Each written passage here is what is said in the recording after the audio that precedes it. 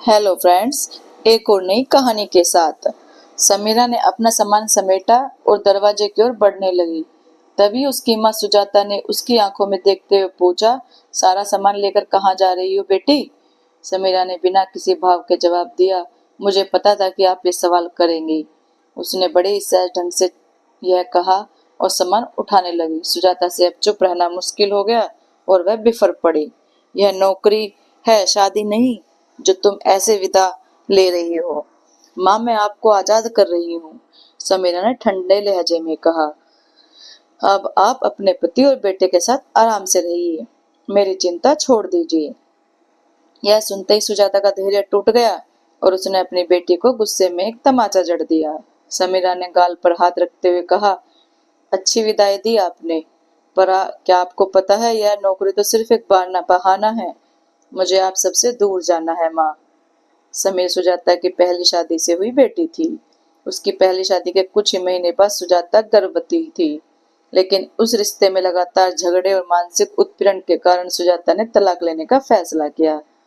जब बच्चा दुनिया में आया तो सुजाता उसे नानी के पास छोड़कर खुद अपनी जिंदगी में आगे बढ़ने लगी। समीरा को हमेशा यह एहसास दिलाया कि वह किसी का भी हिस्सा नहीं है। ना माँ की छाया थी और न ही पिता का स्नेह। नानी ने उसे पाला पोसा और बड़ा किया, लेकिन जब नानी का निधन हो गया तो समीरा का दिल और टूट गया। वह माँ के पास वापस आई, लेकिन वहां भी उसे वह प्यार और अपनापन नहीं मिला जिसकी उसे हमेशा तलाश थी। समीरा की पढ़ाई पूरी हो चुकी थी और उसे एक प्रतिष्ठित कॉलेज में असिस्टेंट प्रोफेसर की नौकरी मिल गई थी। अब वह घर छोड़कर जा रही थी। सुजाता ने उसे रोकने की कोशिश करते हुए कहा, मैंने तुम्हारे लिए क्या क्या नहीं किया और तुम मुझे इसका ये सिला दे रही हो? समीरा ने तड़पते हुए जवाब दिया, क्या किया माँ? मुझे अपनी ममता से मरहूम रखा, मुझे नानी के पास छोड़ दिया जहां मैं एक पराई की तरह रही। आपको अपने नए पति और बेटे के लिए मुझसे दूर होना पड़ा। यह आपकी ममता थी, पर वह मेरे लिए नहीं थी। तुम्हारे लिए मैंने वह किया जो मैं कर सकती थी, तुम्हारी सुरक्षा के लिए। अगर मैं आपकी दूसरी शादी के बाद पैदा होती तब भी क्या आप मुझे नानी के पास छोड़ देती? समीरा ने कड़वाहट भरे स्वर में कहा, मैं तुम्हें समाज के सवालों से दूर रखना चाहती थी।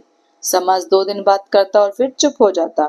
आपको तो बस बहाना चाहिए था। आपने मुझे अपनी ममता से वंचित रखा और उसे अपने बेटे पर लुटाया। मुझे हमेशा ऐसा महसूस होता रहा कि मैं आपके परिवार का हिस्सा नहीं हूँ। सुजाता ने कोई जवाब नहीं दिया। वह अपनी गलतियों से अवगत हो चुके थे, लेकिन उसे अब अपनी बेटी के सामने खड़ा होना मुश्किल लग रहा था। समीरा का बचपन नानी के साथ बीता और जब वह माँ के पास आई तब तक वह खुद को अनाथ महसूस करने लगी थी। सुजाता अपनी नई गृहस्थी में व्यस्त हो गई और बेटे के जन्म के बाद समीरा के प्रति उसकी उदासीनता और बढ़ गई थी। समीरा का गुस्सा और उसकी नाराजगी उसे उस वक्त तक चैन से जीने नहीं दे रही थी। उसने अपनी भावनाओं को दबाकर पढ़ाई में खुद को व्यस्त रखा और अब नौकरी के साथ उसने सारे पुराने रिश्तों से दूरी बनाने का फैसला कर लिया। समीरा ने वाराणसी के एक प्रसिद्ध कॉलेज में आवेदन दिया और अपनी मेहनत से उसे नौकरी भी मिल गई। वहां उसे कई विवाह के प्रस्ताव भी मिले, लेकिन उसका दिल अब रिश्तों से परे हो चुका था। वह अपने जीवन में आगे बढ़ने और अपने लिए नई राह तलाशने की सोच में डूब गई थी। कुछ समय बाद जब सुजाता ने अखबार में समीरा की तस्वीर देखी तो उसके आंसू बह निकले। समाचार यह था कि समीरा को काशी यूनिवर्सिटी की ओर से रिसर्च के लिए जर्मनी भेजा जा रहा है और उसके लिए स्थायी नौकरी का प्रस्ताव भी आया था।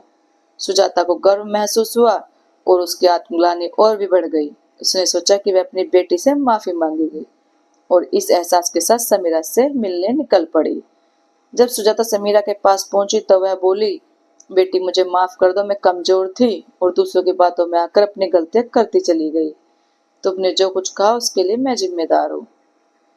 समीरा ने अपनी माँ की आंखों में देखा और कहा, माँ, आपका परिवार था जहाँ मैं कभी अपनी जगह नहीं बना पाई। शायद इसी वजह से मैंने खुद को इन किताबों और अपने काम में डुबो दिया, लेकिन देखो आज वही किताब मुझे यहाँ तक ले आई और आपकी वजह से ही मैं ये सब कर पाई हूँ। माँ बेटी के बीच के वर्षों में दबे भावना तक बंद टूट चुके थे। समीरा ने अपनी बाहें फैलाई और सुजाता से ने अपनी बेटी को सीने से लगा लिया। आंसू दोनों के गालों पर बहते रहे और उन्हें यह एहसास हुआ कि सच्चा सुख प्रेम में है, न कि नफरत में। वर्षों से धुंधला हो चुका रिश्ता पुनः जीवित हो चुका था। समीरा को अपने अतीत का दर्द कम होता महसूस हुआ और उसने अपने कदम एक बेहतर भविष्य की ओर बढ़ा दिए। दोस्तों, आपको ये कहानी कैसी लगी? अच्छी लगी हो तो लाइक, कमेंट और शेयर करना, चैनल को सब्सक्राइब करना। Thank you.